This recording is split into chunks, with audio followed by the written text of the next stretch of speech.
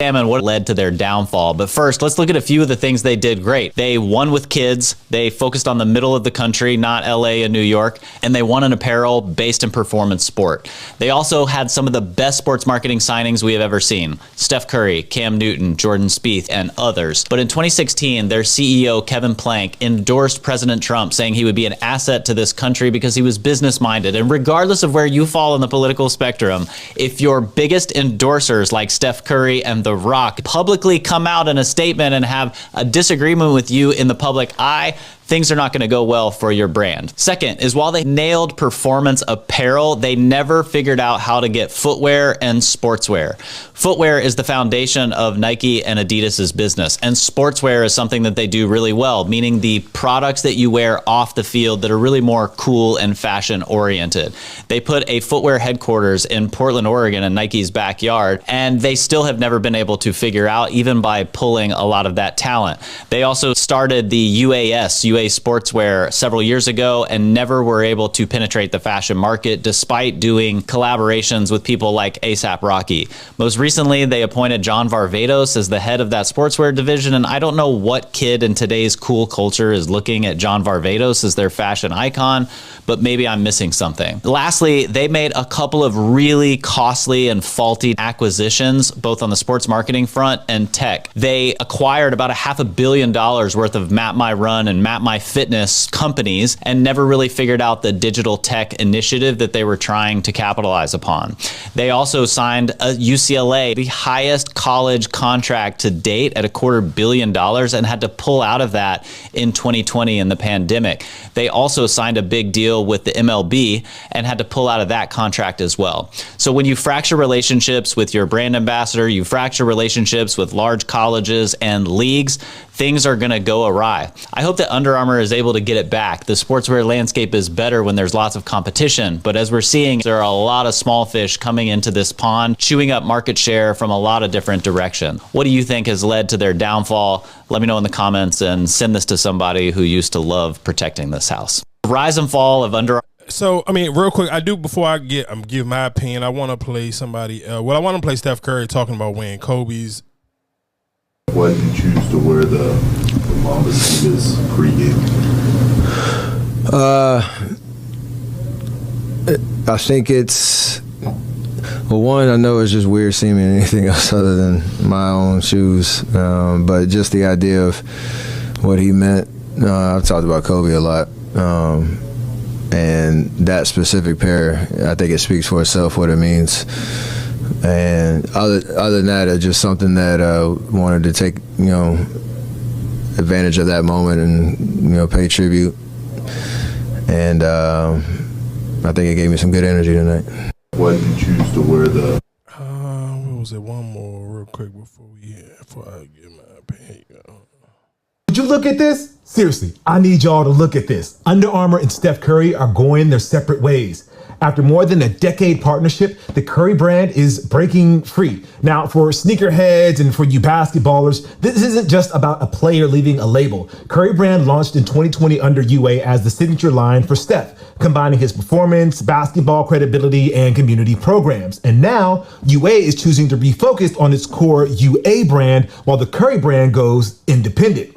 Here's the big piece though. UA just announced it's expanding its restructuring plan, adding up to $95 million in extra charges on top of the originally announced $160 million, bringing the total up to $255 million in restructuring cost. Meanwhile, UA's adjusted operating income outlook for fiscal 2026 is now $95 million to $110 million, slightly higher than the prior $90 million to $105 million. So we're talking real business move here, not just a signature sneaker being retired.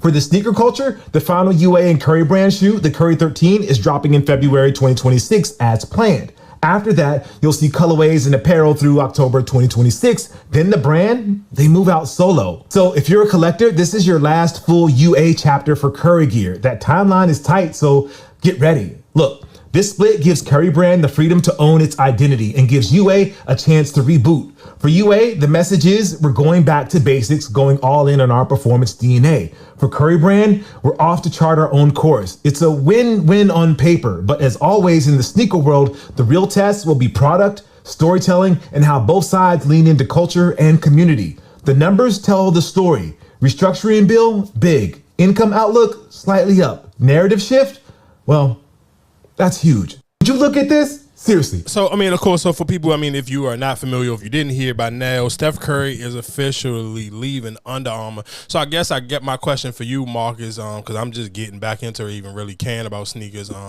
But you kind of have been, you are a real fan where you kind of really don't even care necessarily about your favorite players being with like big name, because you supported D-Wade even when he was one of the first. I want to say was he the first athlete to ever do his own sneaker with like a China brand? Yeah.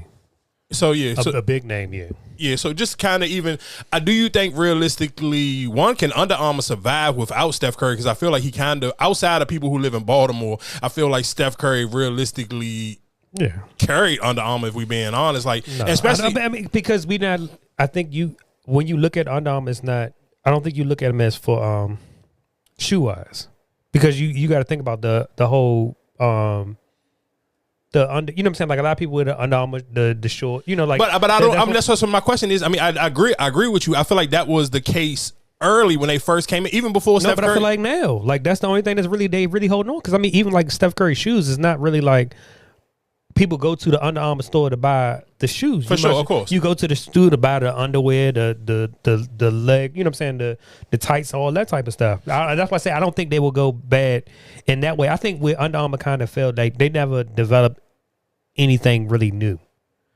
Like I said, you have the Curry brand, but it was nothing else besides the Curry brand.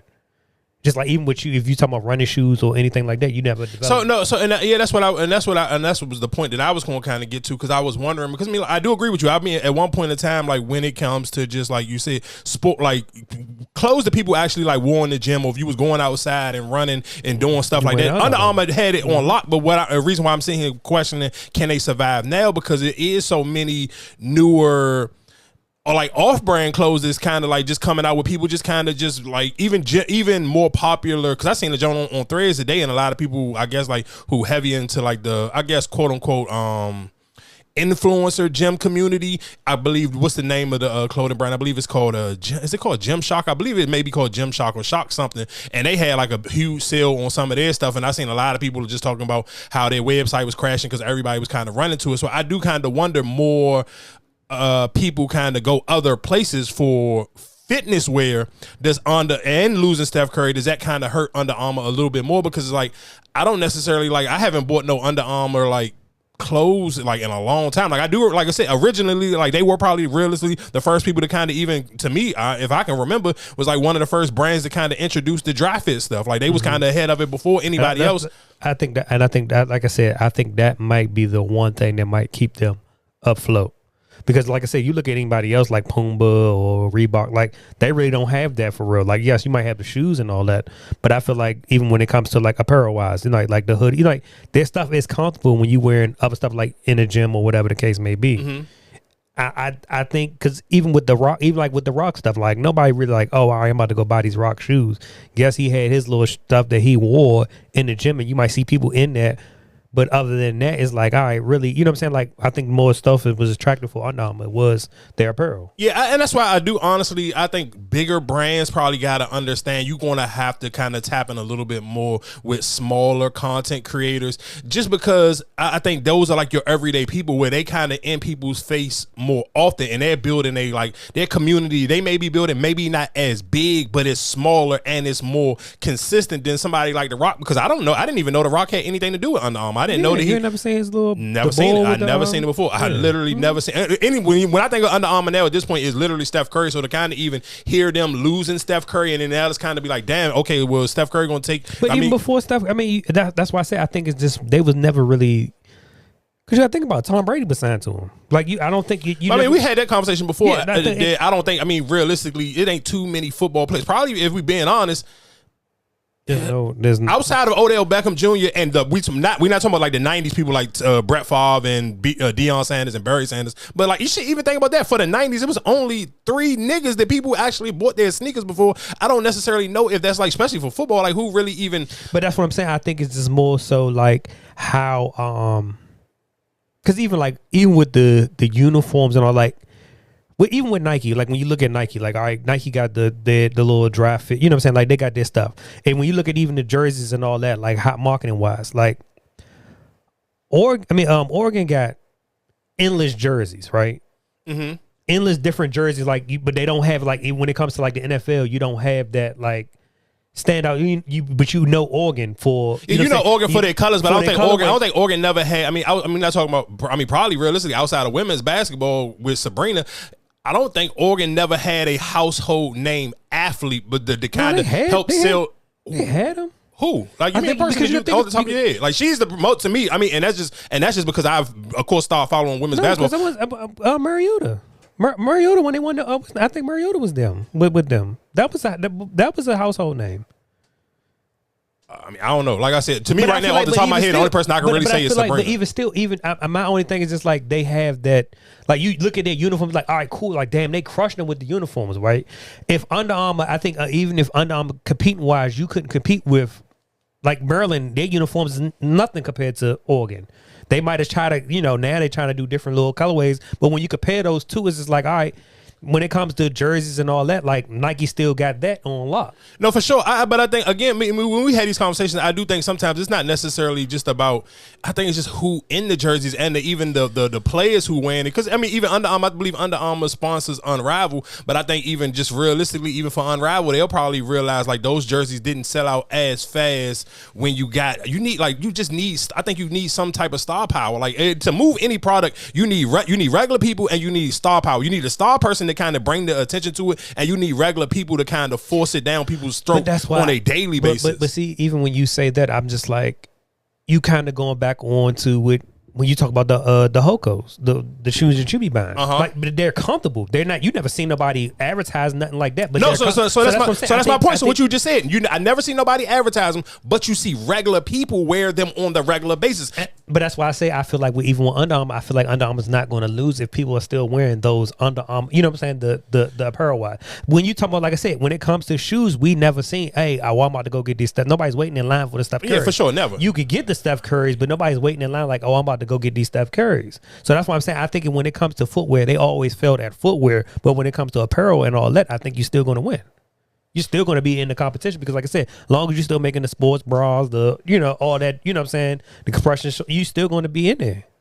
Well, I mean, like I said, it's just something to pay attention to, especially, I mean, of course, like if you got kids who, damn, even for Steph, though, it's kind of like, and I ain't gonna lie, shout out to Steph, he kind of like been hooping lately, but again, and that's one thing I will say, and kind of when we even get into music conversations. Well, even when you look at like, if you was Nike, would you really touch Steph right now? He's at the end. Yeah, I wouldn't. Hell no. Because you know what I mean, like you said, unless he about to just wear like, maybe it depends. Like maybe if he do like a cut, like if he do a custom jumps with like, you gonna have to throw a bag. I mean, yeah, but if he doing like some custom Kobe's, I probably would. Wow, but everybody else got, that's what I'm saying. I feel like even if you would have put Steph in the like everybody has the custom. No, for sure, but it's Steph Curry, dog. No, it is Steph Curry. That's a name. But so then if he just do a one jump, like let's just say if he just do a one off, just one season, like even if he was just like, even if I threw him a retirement bag, because I mean, of course, like you said, so he's towards the end. So if I'm Nike, if I can sit here and say, all right, well, let me get the Steph Curry retirement tour, why would I not? My only thing is, what your model, like, if I can sit here and use those old whatever Kobe's we didn't get to sell or process. I wouldn't whore myself out with them same jumps that everybody else already kind of got. But I'm just saying that's what I'm saying. It to me would make sense, like a Kobe Bryant, Steph Curry collaboration jump. Like I'm sure most people who maybe even, because let's be clear, there is some people out here who are just label whores and who maybe never bought no Under Armour shoes just because there's not Nikes. So I'm sure if they could find a way to be like, okay, let's just do a Kobe and Steph collab. I'm sure there will be a lot of people who never bought the Under Armour Stephs that will buy the Kobe and Steph Curry collaboration jumps. If I was Steph, I would go the China way. I mean, I'm sure for long term, because I mean his logo cool. I mean, he already had people signed under him. I would go under shit if I can. I would go under D Wade. I mean, because like I said, I would, because I'm pretty sure even you on that other side, every time you do a tour, like there's a million people out there. So I'm pretty sure like you would do well out there. For sure. And of course, and let's be clear, even with D Wade got his own joints that in the China joints. Like he has some tough colorways.